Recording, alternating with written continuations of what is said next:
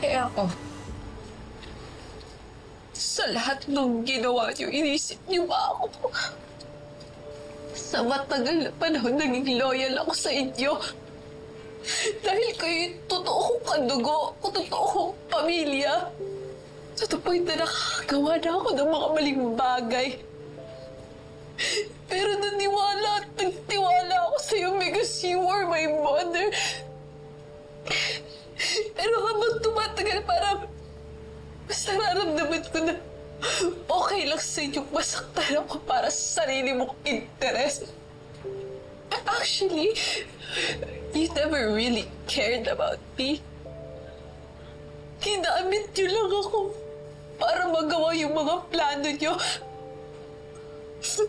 I was never a daughter to you. I was just your prop to your grand scheme.